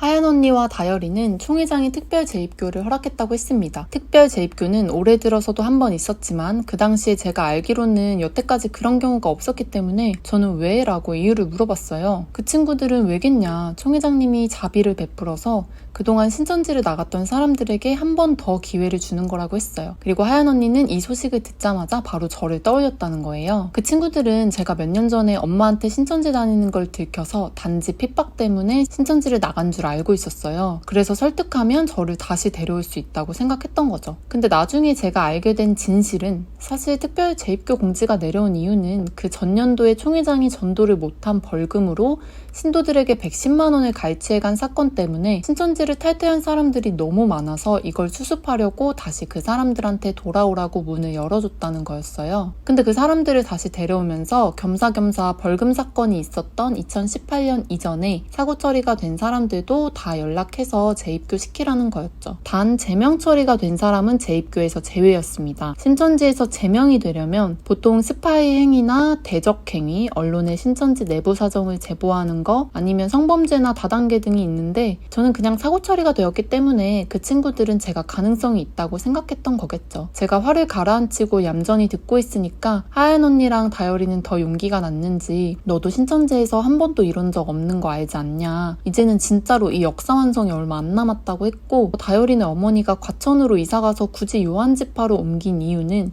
총회장이 당시 한창 과천에 영계의 천국이 내려온다라고 말을 했었거든요. 신천지가 과천에서 시작되었기 때문에 알파와 오메가인 하나님께서는 마지막도 과천에서 이룬다는 요지였죠. 그래서 신천지 총회장을 진짜 약속의 목자로 믿고 있는 신천지인들은 이 얘기를 듣고 어떻게든 과천으로 집을 옮기거나 땅을 사려고 했고, 그중 한 분이 바로 다열이네 어머님이셨던 거예요. 하지만 변덕쟁이 총회장님이 최근에는 영계 천국이 고성에 온다고 하셨죠. 여기까지만 들어도 눈치채신 분들이 계시겠지만 신천지인들의 사고방식은 일반인들이랑 조금 다릅니다. 그래서 제 채널에 무교이신 분들이 종종 종교가 없어서 그런지 이해가 안 갑니다, 이런 식으로 댓글을 달아주시는데요. 종교가 없으셔서 이해를 못하시는 게 아니라 사실 종교가 있어도 신천지인들을 이해 못하시는 게 지극히 당연한 거예요. 일반인들의 정상적인 사고로는 도저히 이해할 수가 없기 때문에 앞으로도 제 영상에 등장하는 다양한 신천지인의 궤변이 계속될 텐데 혼란스러워 하지 마시고 그냥 신천지인이라서 그렇구나 라고 생각하시면 되겠습니다. 물론 신천지 안에도 정상적인 사고를 가졌지만 가족이나 인간관계 등 각기 다른 이유 때문에 어쩔 수 없이 아직 나오지 못하시는 분들도 분명히 있습니다. 그리고 저는 당시에 그런 신천지인의 사고방식을 알고 있었기 때문에 도대체 이 인간들한테 어디서부터 어떻게 내가 알아낸 것들을 거부감 없이 설명하면서 이해시킬 수 있을지 그 친구들의 대화를 들으면서 계속 고민을 하고 있었어요. 저도 한때는 신천지 맹도였기 때문에 어떻게 하면 이해하는 척하고 이 친구들을 세뇌에서 벗어나게 할 수 있을까 머리를 굴렸고 일단 먼저 간을 좀 봤습니다. 하연 언니랑 다율이한테 이제 대학부도 아니고 맡은 사명도 딱히 없고 직업도 있는데 개인 시간에 뭐 신천지에 대해서 알아본 적은 없냐라고 조심스럽게 물어봤더니 지금 무슨 소리 하냐는 반응이더라고요. 신천지에서 잘 훈련시킨 대로 인터넷에 신천지에 대한 진실은 당연히 찾아보지 않았고 그런 행위는 여전히 절대로 해서는 안 되는 선악과를 먹는 거라고 생각하고 있었어요. 그리고 주기적으로 신천지 내부에서 반증 교육을 시키는데 인터넷에 신천지 관련 글은 전부 다 근거 없는 비방글이나 총회장의 인신공격에 불과하다는 입장 그대로 가지고 있었습니다. 저는 참 뭐라고 표현해야 될지 모르겠는데 참담한 심정이었어요. 이렇게 멀쩡한 하고 저보다 더 나은 환경에 있는 사람들이 심지어 그 당시 한 명은 아직 20대인데 자영업을 하는 사장이고 한 명은 저보다 먼저 취직해서 정규직 일을 하고 있는데 어떻게 그럴 수가 있지 하면서도 동시에 그들을 그렇게 만든 신천지에 대해서 화가 났죠. 그리고 계속 얘기를 나눠본 결과 그들은 사실 신천지에 대한 진실이 있다고 해도 더 알아보려고 굳이 노력하지 않는 것 같았어요. 자기들이 이미 그곳에서 보낸 세월이 오래되었고 가족들과 자신들이 전도한 사람들 또 거기서 쌓은 인간관계도 얽혀있고 하니까 그냥 그곳을 진실로 믿기로 선택한 것 같았습니다. 그냥 일반 교회를 다니는 것처럼 그들이 진리라고 생각하는 신천지에서 신앙생활을 하고 있다고 생각하는 것 같았고 그게 그들에게는 너무 당연했기 때문에 굳이 평화로운 그 믿음을 깰 이유가 없는 것 같았어요. 그리고 다열이와 하연 언니는 진짜로 저를 천국에서 안타깝게 떨어져 나간 사람이라고 생각을 하고 저랑 같이 천국에서 살았으면 좋겠다고 눈물을 보이면서 얘기를 하더라고요. 저는 진심으로 그렇게 생각하고 말을 하는 것 같아서 참 심란했어요. 얘기를 다 끝내고 어떤 대답이든 말해주길 기다리는 그 친구들의 눈을 보면서 저는 쉽게 말문을 열 수도 없었고 계속 눈물만 줄줄 흘렸습니다. 그 당시에도 계속 항우울제 약을 복용하고 있었는데 오랜만에 눈물이 제어가 안 되더라고요. 그리고 제가 하염없이 계속 눈물만 흘리니까 갑자기 둘도 울컥했는지 눈물을 보이더라고요.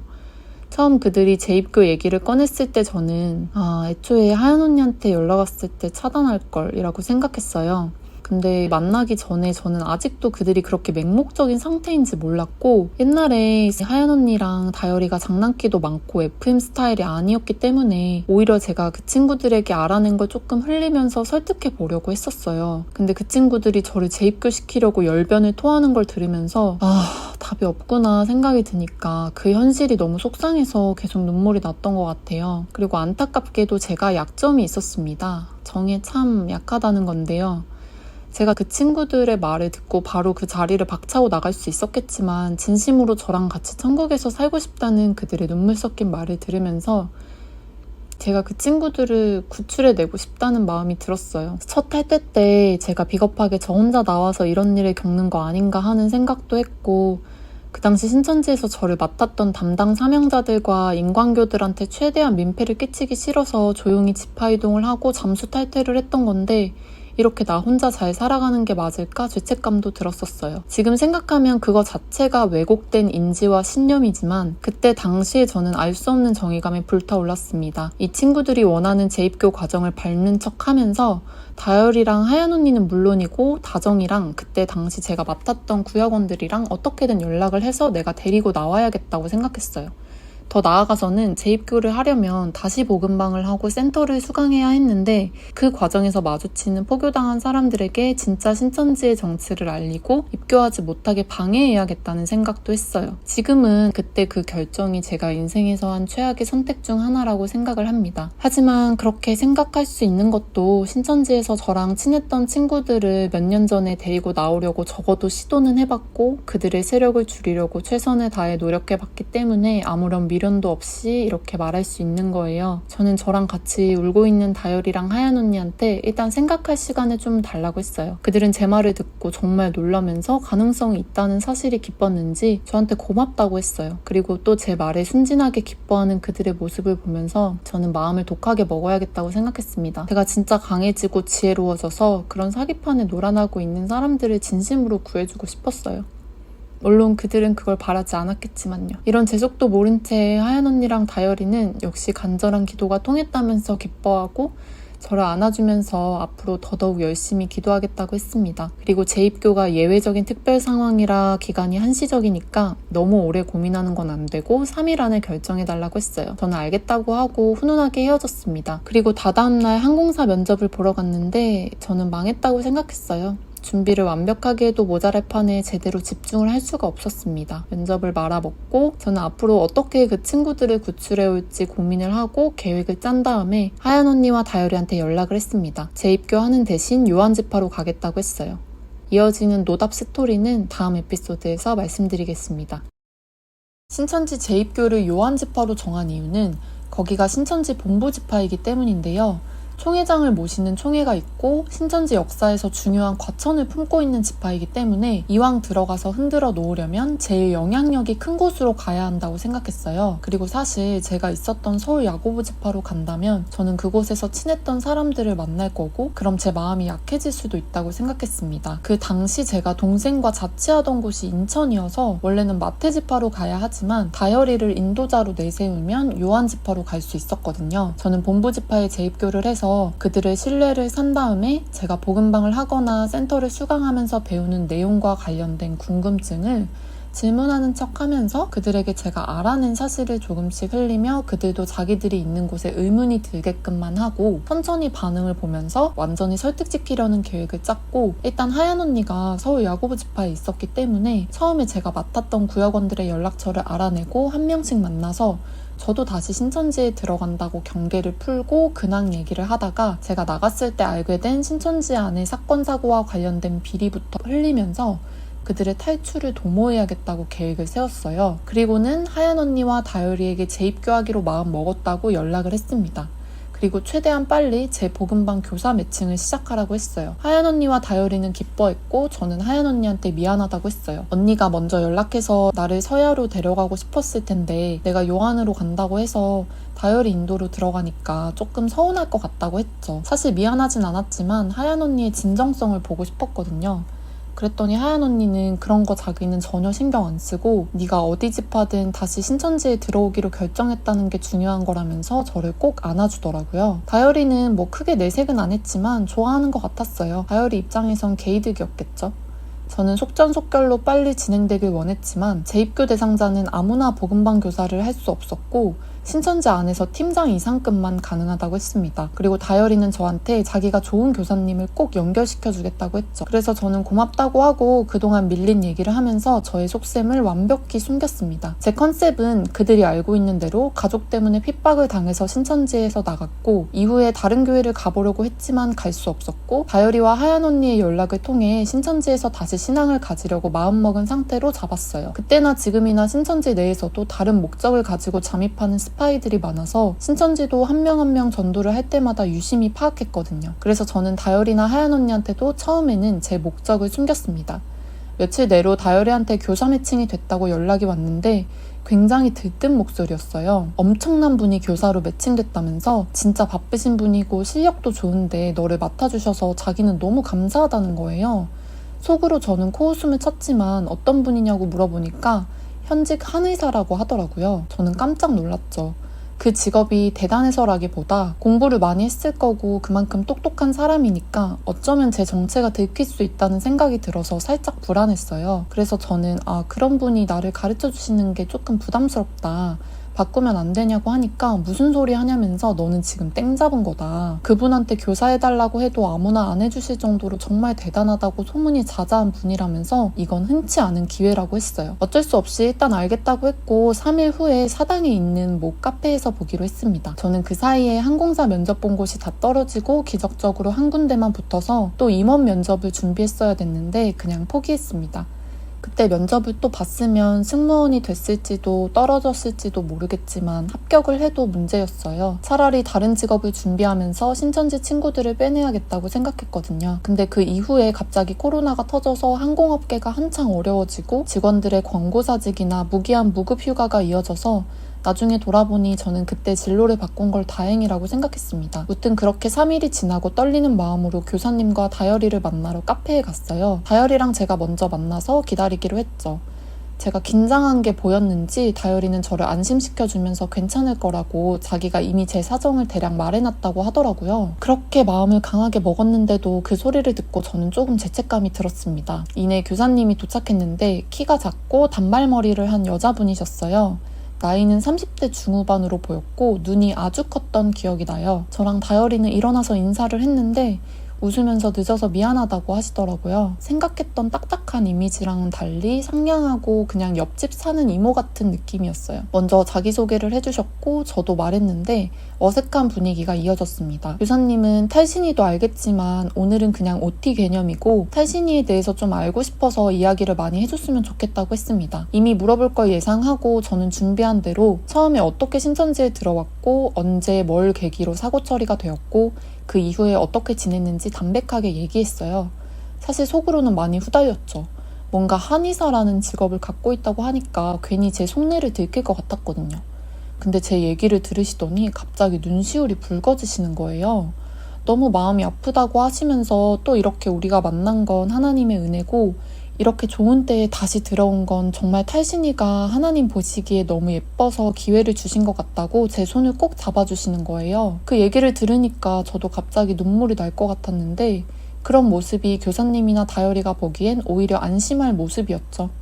저는 감사합니다 하고 다열이 눈치를 봤더니 다열이는 이 모임 자체에 감동을 받은 것처럼 보였어요.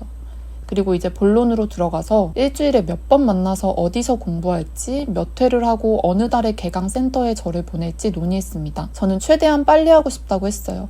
어차피 지금 과외 알바를 하면서 취준생 생활을 하고 있기 때문에 시간 여유가 있다고 했습니다. 근데 갑자기 저를 뚫어져라 쳐다보시더라고요. 저는 또 아차 싶었어요. 제가 처음에 재입교에 대해 부정적인 반응을 보였다고 했는데 갑자기 하루라도 빨리 들어가려고 하는 게 의심스러웠나 싶으면서 진땀을 흘렸는데 교사님은 그런 열정이 아주 좋다면서 그럼 주 3회로 하고 자기 개인 병원으로 와줄 수 있냐고 했습니다.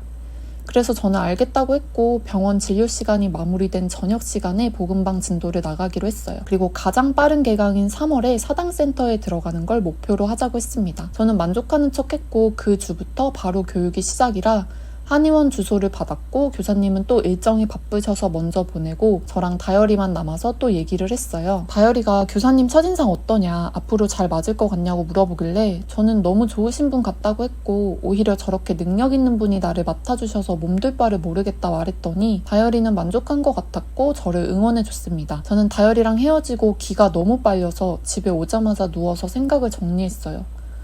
내가 잘할 수 있을까? 갑자기 너무 무서웠습니다. 그래서 여러분들께 말씀드리기 너무 창피하지만 그날부터 그 교사님과 복음방을 하는 내내 저는 혼자 스파이 영화랑 드라마를 엄청 봤어요.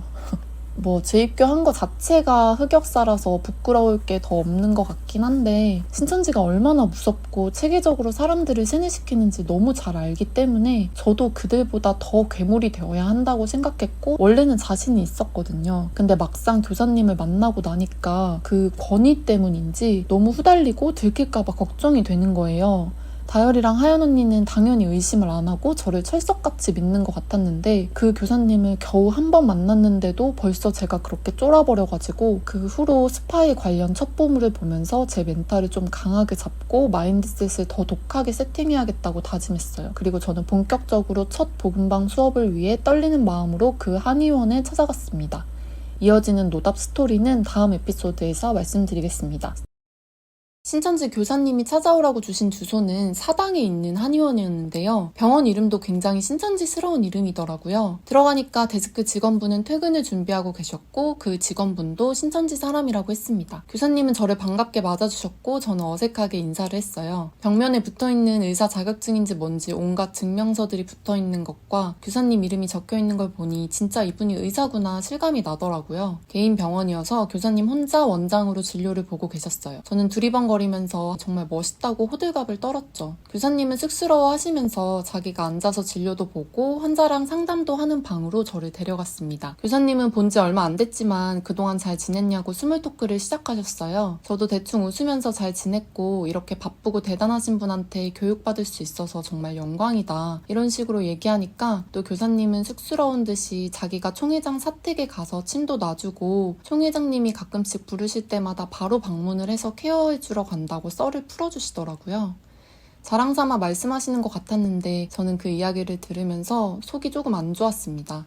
그치만 참고 실제로 총회장을 자주 보니 어떠시냐 물어보니까 교사님도 그냥 몸둘 바를 몰랐다고 얘기하면서 얼버무리시더라고요. 그리고 본격적으로 성경 공부를 시작하기 전에 제가 기도를 해줬으면 좋겠다고 했어요. 사실 신천지를 나가고 나서 그때까지 4년간 한 번도 기도를 안 했었거든요. 이 사실을 솔직히 말씀드리니까 괜찮다고 이제부터 다시 시작하면 된다고 저를 격려해 주셨습니다. 그래서 저는 제 목소리가 떨리는 걸 느끼면서 오랜만에 눈을 감고 기도를 했어요. 이건 연극이고 친구들을 구하기 위해서라는 생각을 하면서 올라오는 감정을 꾹 참고 겨우 기도를 마쳤습니다. 그리고 교사님은 제 신심부터 좀 다시 키워야 할 것 같다면서 하나님이 존재할 수밖에 없는 이유를 과학적으로 설명하셨는데 솔직히 잘 이해도 안 됐고 그 내용을 제가 구체적으로 설명할 수는 없습니다. 어떤 차원에 대한 얘기도 했고 양자역학 이론까지 설명을 하시면서 저를 설득을 하셨는데 그냥 제 눈에는 자기가 가진 지식을 뽐내고 싶어 하는 것 같았어요. 그래서 저는 파워 문과라서 잘 이해가 안 됩니다 라고 웃으면서 솔직히 말씀드렸고 과학적인 것을 잘 이해 못해도 하나님이 계신 걸 믿으니까 그냥 바로 성경으로 넘어갔으면 좋겠다고 했죠. 교사님도 제가 어려워하는 걸 눈치채셨는지 그게 좋겠다고 했어요. 그리고 지금처럼 제가 적극적으로 의견을 말하고 피드백을 해줬으면 좋겠다고 했죠. 그래서 저는 일단 교사님이 어떻게 신천지로 오게 되었는지도 궁금하다고 물어봤어요. 교사님의 고향은 지금 베드로 지파가 있는 쪽인데 장로교 교회를 아주 열심히 다니다가 신천지 말씀을 듣게 됐고 20살의 저처럼 눈물을 줄줄 흘리면서 이 말씀을 인정하고 믿게 됐다고 했습니다. 그리고 가난하고 어려웠던 어린 시절을 견디면서 열심히 공부해서 한의사가 되기까지의 과정을 다 말씀해 주셨어요. 그 이야기를 들으니까 교사님이 신천지 사람인 걸 떠나서 인간적으로는 존경심이 들더라고요. 제가 누차 말씀드리지만 저는 신천지 교리와 신천지 수뇌부를 싫어하고 그 안에 있는 사람들은 입체적으로 보고 있습니다. 누구나 아직 나올 수 있다는 가능성이 있고 어떤 사정으로 들어갔는지 모르기 때문이에요.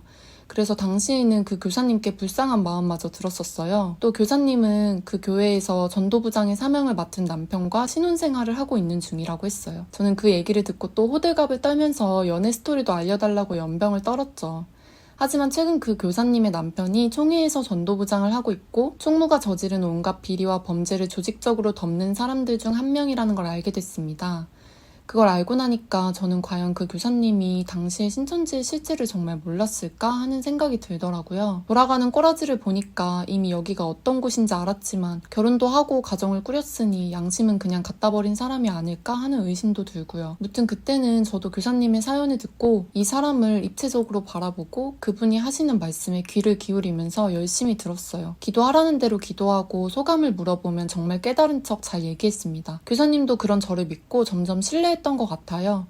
근데 복음방 횟수가 늘어나면 늘어날수록 점점 매너리즘에 빠져서 대충 하시는 모습이 보이더라고요. 워낙 바쁜 분이니까 그랬겠지만 저도 멀리서 왔다 갔다 하는데 그 시간을 알차게 쓰고 싶어서 하루는 옛날부터 가지고 있던 궁금증을 물어봤어요. 신천지는 한기총에 속한 기성교회들을 비판하고 그들이 가르치는 모든 것이 초보적인 신앙이고 성경을 이치에 맞지 않게 자기 생각으로 풀이한다고 하잖아요. 제가 모태신앙으로 교회의 가르침을 받고 자라던 시절에 대부분 순종했지만 성경 말씀 중에 이해되지 않는 것이 많았거든요. 그중 하나가 동성애자에 대한 하나님의 말씀과 교회의 입장이었어요. 제가 중학교 때 저희 반 교회 선생님이 저희를 이끌고 어떤 집회에 가셨는데 그 집회를 이끄는 남자 목사님이 원래는 동성애자였는데 하나님께 간절히 기도했고 하나님의 은혜로 동성애가 치료가 되어서 지금은 세 자녀를 둔 이성애자 목사님이 되었다는 간증을 들었었거든요.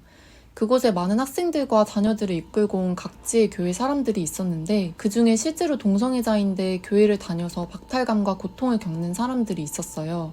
그래서 그들을 위해서 기도를 하는 그런 모임이었던 거로 기억이 나는데 제가 그 당시 하나님을 경외하는 사람이었는데도 그 광경이 기괴하고 계속 그 자리에 있는 게 왠지 모르게 꺼림칙했었거든요. 그때 제가 그렇게 느꼈던 건 제 감정이기 때문에 왜 그렇게 느꼈는지에 대해서 옳다 그르다를 따질 수 없는 거잖아요. 하지만 당시에 교회에서는 동성애자에 대해서 배타적이었고 마치 동성애가 질병이라서 치료를 해야 한다는 입장이어서 저는 동성애자는 아니지만 뭔가 폭력적인 것 같아서 선생님께 물어봤었는데 선생님은 성경에 그렇게 나와 있기 때문에 어쩔 수 없다는 식으로 믿으라고 했었거든요. 이런 썰을 풀면서 뭔가 신천지는 다른 대답을 해주려나 궁금해서 교사님께 물어봤죠. 그리고 사실 제가 서울 야고보 지파에 있었을 때 실제로 게이인 사람들이 몇 명 있었거든요.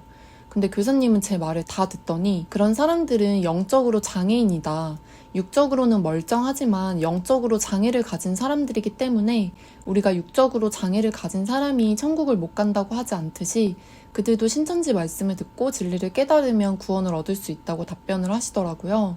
내색은 안 했지만 저는 충격을 받았어요. 그래서 이번에는 제가 여고를 다닐 때 예수쟁이라는 별명이 붙을 만큼 제가 교회를 열심히 다니는 애라고 소문이 났어. 어떤 동성애자 친구가 저한테 자기는 여자를 안 좋아하려고 해도 좋아하는 사람이 여잔데 그럼 나는 지옥을 가는 거냐고 저한테 물어봤을 때 제가 할 말이 없었던 기억이 있었거든요. 그 기억이 나서 또 그분이 의사시니까 질문을 했죠. 제 친구 중에 한 명이 아무리 남자를 좋아하려고 노력해도 안 되고 현대 사회에 올수록 동성애는 질병이 아니라 선천적으로 간뇌의 어떤 부분이 이성애자보다 짧거나 길기 때문이라고 하지 않냐. 그 사람들도 아무리 노력해도 어쩔 수 없는 영역인 건데 의사로서 이 부분에 대해서 어떻게 생각하시냐고 물어봤죠. 그리고 하나님은 실수하지 않는 분이라고 하시는데 교사님의 말씀대로라면 하나님이 영적으로 장애인인 사람을 일부러 만든 거냐고 물고 늘어지니까 평소에 정말 부드럽고 온화하셨던 분이 갑자기 신경질적으로 변하시더라고요. 마치 제가 말도 안 되는 걸 가지고 궁금해한다는 듯이. 교사님은 신천지가 비판하는 기성교회 목회자들처럼 그냥 우리는 순종해야 한다. 하나님의 뜻에 반박해봤자 다 우리가 이해하지 못하는 이유가 있다고 했어요. 저는 거기서 또 아차 싶어가지고 그 이후로 모든 질문은 닥치고 그냥 센터에 가자는 말이 나올 때까지 교사님 말씀에 토도 안 달고 모든 걸 수긍했어요. 의심을 피하기 위해서 발렌타인데이 때 초콜릿도 직접 만들어가지고 줬더니 아주 감동하시더라고요. 그렇게 복음방을 10회쯤 했을 때 교사님은 만족스러웠는지 이제 센터를 가야 하는데 제가 재입교 대상자이기 때문에 먼저 특별 면접을 봐야 된다고 했습니다. 그 이야기는 다음 에피소드에서 자세히 말씀드릴게요. 재입교자는 센터 면접을 보기 전에 먼저 요한지파 청년회장이랑 만나서 면담을 하고 센터 수강 허락을 받아야 한다고 했습니다. 저는 속으로 좀 빡센 척을 하는데 생각했죠. 당시에 신천지에서 특별 재입교가 내려온 이유도 사실 신천지는 그때 탈퇴자들이 많아져서 한 명이라도 아쉬운 입장이기 때문이었는데 그런 식으로 나온다니까 좀 웃겼지만 저는 문제 없다는 듯 알겠다고 했습니다. 당연히 교사님이든 다열이든 같이 가줄 줄 알았는데 저 혼자 가라고 하더라고요. 저를 너무 믿었던 건지 시험인지 잘 모르겠지만 그만큼 제가 그들한테 신뢰를 샀다고 생각하고 저는 요한지파 과천교회 주소로 찾아갔습니다. 5시까지 오라고 해서 시간을 맞춰서 갔는데 놀랍게도 저 말고도 또래로 보이는 2명의 여자분이 대기하고 있었어요. 그 2명은 옆에 교사님하고 같이 왔더라고요. 한눈에 봐도 둘 다 자기 의지보다는 교사라는 사람이 어르고 달래서 억지로 그 자리에 마지못해 있는 게 보였어요. 저는 그들을 곁눈질하면서 저 사람들부터 구해야겠다고 생각했어요. 혹시 나처럼 스파이인가 잠깐 생각했지만 센터 수강을 할 때마다 태도도 너무 안 좋고 듣기 싫어하는 게 너무 티가 나서 스파이는 아닌 것 같더라고요. 저는 그들도 제 얼굴을 봤고 서로가 재입교 대상자인 걸 아니까 공통분모로 공감대를 형성해서 금방 친해진 다음 같이 나가자고 꼬시려고 했는데 결론부터 말하면 둘 다 저보다 빨리 나갔습니다. 무튼 그때는 저희 셋 다 면접을 기다리면서 곁눈질하고 있는데 시간이 계속 미뤄져서 결국 6시가 넘어서 면접에 들어갔어요. 저는 진짜 너무 짜증이 나고 따지고 싶었는데 참느라 힘들었죠. 방에 들어가니까 청년회장이라는 남자가 긴 책상 앞에 앉아 있었고 저랑 재입교 대상자 2명이 그 사람 바로 옆에 앉았습니다. 저는 청년회장이란 사람을 자세히 보고 싶어서 바로 옆에 앉았는데 뭔가 그 담배 쩐내 같은 냄새가 은은하게 나서 너무 불쾌했어요. 한 40대 초반으로 보이는 남자분이라 절대 청년처럼 보이지는 않았는데 그분이 청년회장이라고 하더라고요. 일단 인상이 너무 안 좋았습니다. 혹시 짱구에 나오는 유치원 원장님 아시나요? 그 캐릭터랑 정말 닮았습니다. 그분은 저희 정보가 담긴 서류를 넘기면서 한 명 한 명 이름을 부르고 얼굴을 확인했어요. 저는 그런 과정들이 다 너무 뻔하고 지루해서 당장이라도 나가고 싶었어요. 그러더니 갑자기 저는 왜 교사님하고 같이 안 왔냐고 하더라고요. 저는 교사님이 혼자 가라고 했다고 하니까 갑자기 허허 웃으시면서 믿음직스럽나 보네 이러더라고요. 저희한테 뭔가를 물어볼 줄 알았는데 저희 이야기를 듣기보다는 본인이 당부하고 싶은 것에 대해 일장연설을 했습니다. 꽤나 거만해 보이더라고요. 제가 신천지를 재탈퇴하고 나서 나중에 알고 보니까 그 청년회장이란 사람이 역시나 횡령과 성폭행으로 근신을 받았다고 하더라고요. 어떻게 그런 인간을 청년회장으로 세웠는지 신천지 수준을 참 알만하시죠? 그런 사유인데도 심지어 제명이 아니고 근신이라니 어이가 없습니다만 무튼 그때 청년회장이 말한 걸 요약하면 재입교는 이번이 처음이자 마지막일 거고 다시는 이런 일이 생겨서는 안 되니까 앞으로 센터에서 말씀 잘 듣고 청년회에 들어와서 은혜를 갚는 일꾼이 되어달라는 거였어요. 그러더니 갑자기 저희 보고 주눅들지 말라고 하면서 하이파이브를 하자고 했습니다. 당황해서 저는 얼떨결에 하이파이브를 해버렸는데 너무너무 찝찝하고 기분이 더러워서 끝나자마자 다열이한테 전화했어요. 무슨 갑질도 아니고 시간도 엄청나게 지연됐고 모든 게 마음에 들지 않는다고 쏟아냈더니 다열이는 미안하다고 하면서 센터 면접 때는 자기랑 교사님이랑 꼭 같이 가겠다고 했습니다. 그리고 며칠 뒤에 센터 면접장을 갔는데 사당에 있는 개인 카페였어요. 알고 보니 자그마한 카페를 그날 하루 통째로 빌렸더라고요. 그 카페는 신천지인이 운영하는 카페인 것 같았습니다.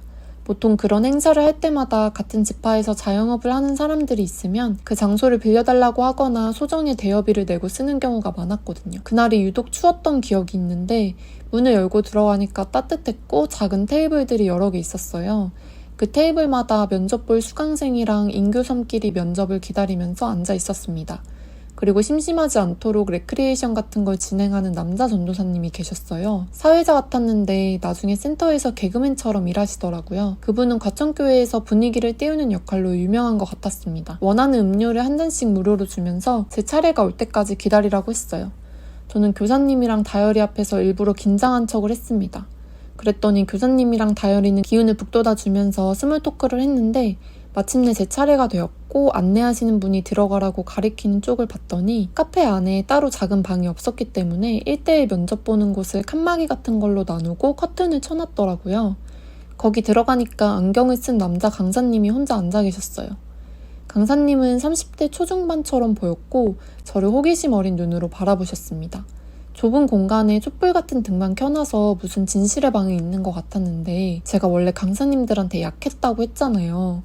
막상 또 강사님과 마주 앉아서 얘기를 하려니까 제 정체가 드러날까봐 너무 떨리더라고요. 강사님은 제가 굳어 보였는지 편하게 말하면 된다고 긴장을 풀어주시면서 제가 재입교 대상자라서 과거를 많이 물어볼 수밖에 없다고 하셨어요. 저는 한의사 교사님과 만났을 때 얘기했던 것처럼 신천지에 어떻게 들어왔고 언제 뭘 계기로 사고 처리되었고 재입교하기까지의 과정을 간략하게 정리해서 말씀드렸습니다. 강사님은 제 얘기를 귀 기울여 들으면서 굉장히 안타까워 하셨어요. 말을 아끼시는 건지 저를 의심하시는 건지 전혀 속을 알 수가 없었습니다. 제가 재입교를 결심하고 만나는 사람들마다 이 사람이 신천지의 정체를 아는 사람인가 아니면 정말 모르고 순진하게 신앙을 한다고 생각하는 사람인가 관찰을 하면서 의심을 했거든요. 근데 그 강사님은 정말 끝까지 모르겠더라고요. 그저 마지막에 앞으로 말씀 잘 듣고 이제는 가족들한테 들키지 않게 조심하라고 했습니다. 저는 자신 있다고 말씀드리고 나와서 저를 기다리는 교사님하고 다효리한테 갔죠. 둘 다 어땠냐고 무슨 얘기 했냐고 합격할 것 같냐고 궁금해 하더라고요. 솔직히 말이 면접이지 거기서 제가 깽판치거나 거절 의사를 보이지 않는 이상 면접은 당연히 합격이고 오히려 신천지 입장에서 합당한 자가 아닌 것 같아도 그때는 센터에 한 명이라도 더 들여보내야 하는 입장이었거든요.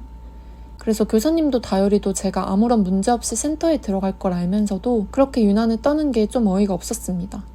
예상대로 저는 당연히 센터를 수강해도 된다는 말을 들었고 사당센터에 월화목금 저녁반을 출석하기로 했어요. 출석을 앞두고 저는 다효리랑 만나서 너도 관리자로 올 거냐고 물어봤지만 당연히 자기가 운영하는 사업장 관리 때문에 다효리는 안 된다고 했어요. 미안하다면서 자기 대신 좋은 관리자를 구하겠다고 했습니다. 저는 또 새로운 감시자가 생기는 게 너무 짜증이 났지만 의심을 피하기 위해 어쩔 수 없었고 원하는 관리자 상이 있냐고 물어보길래 저는 그냥 착한 여자분이었으면 좋겠다고 했어요. 그리고 하루 만에 저보다 2살 많은 언니로 금방 관리자가 구해졌습니다. 그리고 그 관리자 언니는 OT 때 직접 만나서 자세히 소개한다고 했는데요. 센터에서 만난 그 언니는 제가 20살 때 저의 관리자였던 두부 언니를 연상케 하는 정말 순하고 착한 언니였는데요. 이후의 센터 수강 이야기는 다음 에피소드에서 자세히 말씀드릴게요. 드디어 OT날이 되어 사당센터로 갔는데 사당역 출구로 나와서 5분 정도 걸어가면 보이는 빌딩 3층에 있었어요. 그 당시 신천지 상황을 간략하게 말씀드리자면 제가 탈퇴하기 전에 신천지에서 막강한 영향력을 행사하던 김남희 원장이 총회장이랑 갈라서서 법적 공방을 벌이고 있었어요. 김남희 원장 탈퇴는 전도비 110만 원 사건보다 먼저 있었던 일인데 신천지 2인자로 불리면서 극악무도한 비군훈련까지 만든 사람이 총회장에 관한 여러 가지 사실들을 폭로하면서 약 20명의 사람들이랑 같이 나갔는데 그 폭로 내용 중에는 제가 센터 수강생 때 혼인신고 퍼포먼스까지 했던 그 체전 행사가 진짜 혼인서약이었고 총회장이 이혼을 종용해서 둘은 사실혼 관계였다는 사실까지 있었고요. 김남희 원장이 압구정센터 원장이라서 돈이 좀 많다고 소문이 났었는데 총회장이 돈이 필요하다고 할 때마다 김남희는 집도 팔고 빚을 내서라도 자금을 바쳤다고 했어요. 그게 신천지 역사상 신현욱 목사님 사건보다 더 파급력이 큰 충격적인 사건이어서 실족하는 사람이 많았는데 이어서 전도비 110만 원 사건도 터졌으니까 제 예상으로는 개강센터에 이전보다 사람들이 많이 줄었을 줄 알았는데 생각보다는 사람들이 꽤 붐볐어요. 그리고 원래 저녁반이 직장인들이 퇴근 후 오는 시간이라 그런지 청년들 비율이 압도적으로 많았습니다. 그래서 저는 정신이 없으면서 너무 떨려서 오랜만에 공황 증세가 나타났는데요. 옆에 다효리가 있었고 제가 정신과 약을 먹는 중이라고 하면 다효리가 저를 이상하게 보거나 재입교 대상자에서 거릴까봐 최대한 증세를 숨기고 침착하게 있으면서 또 다효리를 떠봤어요. 김남희 원장에 대해서 물어봤는데 다효리는 말이 나오자마자 그저 김남희를 욕하더라고요. 신천지 안에서는 이미 김남희 원장이 폭로한 내용은 다 거짓이고 자기가 당을 지어서 나갔으면서 총회장을 음해하기 위해 말도 안 되는 명예훼손을 하고 있다면서 성도들에게 그런 말들은 듣지도 말고 그런 말을 하는 사람이 있으면 바로 보고하고 차단하라고 교육을 한 상태더라고요. 저는 김남희가 나가서 나뉴마케타인지 나뉴마케팅인지를 만들었다고 하길래 솔직히 둘 다 똑같다고 생각은 했는데 진심으로 분해하면서 총회장 편만 드는 다효리를 보니까 갈 길이 먼 것 같아서 한숨이 절로 나오더라고요. 그때 제 관리자 언니가 다가왔고 소개를 했는데 정말 푸근한 인상의 착한 언니였어요. 관리자를 구하는 공지를 보고 자기 동생이랑 동갑이고 제가 이미 신천지를 알고 수강한다는 말에 저를 꼭 도와주고 싶었다고 하더라고요. 그 언니 눈이 엄청 커서 왕눈 언니라고 부를게요. 왕눈 언니는 진짜 아무런 경계심도 없었고 바보 같을 만큼 착한 언니였어요. 오히려 제가 그 언니와 신천지를 속이고 있다는 게 죄책감이 들 만큼요. 그런데 뜻밖의 문제는 제 담당 전도사님이었습니다. 저는 오히려 감시자나 마찬가지라고 생각해서 관리자 언니를 경계했고 신천지 안에서 제가 겪은 전도사님들은 다 무난하고 오히려 좋은 분들도 많았어서 담당 전도사님은 누가 될지 별로 걱정하지 않았는데 최악의 전도사님을 만나버렸어요. 그때 정신이 없어서 인사만 겨우 나눴는데 첫인상은 꽤 괜찮았거든요. 단발머리에 안경을 썼는데 30대 후반에서 40대 초반으로 보였어요. 저는 앞으로 잘 부탁드린다고 했고 전도사님은 지금 좀 바빠서 나중에 얘기하자고 했어요. 근데 나중에 알게 됐지만 그분은 신천지 아니든 바뀌든 정말 살면서 만나고 싶지 않은 최악의 인간 부류 중 하나였는데 오죽하면 사이비 종교 갤러리에 그분에 관한 글이 올라올 정도였어요. 그 썰들은 앞으로의 에피소드에서 차차 풀어나갈게요. 무튼 OT는 센터 면접 때 사회를 봤던 남자 전도사님이 또 사회를 보셨고 전체적으로는 가볍고 유쾌한 분위기였어요. 강사님도 짧게 강의를 하셨는데 사실 제 귀에 잘 들어오지는 않았습니다. 그 자리에 계속 있으니까 저는 옛날 생각이 나서 점점 두려움이 몰려왔거든요. 20살 때 처음 센터에서 마주쳤던 정 많은 사람들이 떠올랐고 생전 처음 들어봤던 강의 내용에 속수무책으로 빠져버려서 제 인생의 방향이 상상도 못할 정도로 바뀌었던 시절들이 떠올랐어요. 처음에는 친구에게 속아 시작했어도 거짓인지 모르고 진짜라고 생각하면서 순수하게 행복했던 시간들에 저 혼자 조용히 아파했었는데 이제는 적대감을 가지고 그들 사이에 다시 앉아있는 저를 보니까 제가 과연 그들보다 나은 게 있을까 하는 생각이 들더라고요. 정의감의 시작은 했는데 이게 과연 맞는 걸까 하는 생각이 들었어요. 그리고 제가 다열이나 하얀 언니 그리고 이제는 새로 저의 관리자가 된 왕눈 언니한테 진실을 알게 해준다고 한들 그 사람들도 알게 되면 나처럼 아프고 힘든 현실과 허무함을 온전히 느낄 텐데 내가 잘하고 있는 걸까 하는 생각에 정말 많이 흔들렸습니다. 제 머릿속은 시시각각 복잡했어요. 옆에서 그런 저를 보던 왕눈 언니는 걱정스러운 얼굴로 왜 우냐고 물어보더라고요. 저도 모르게 눈물이 났는지 저는 그냥 옛날 생각이 나서 그렇다고 얼버무리니까 언니는 다정하게도 휴지를 주면서 이제 행복할 일만 남았다면서 해맑게 저를 위로해 주더라고요. 제가 그 언니의 마음을 아프게 할 것도 모르고 말이에요. OT가 끝나고 싱숭생숭한 기분이었지만 저는 하얀 언니한테 연락해서 다정이 번호를 달라고 했어요. 이 친구들한테 진실이 너무나 아프더라도 끝까지 시도는 해볼 가치가 있다고 마음을 다잡았거든요.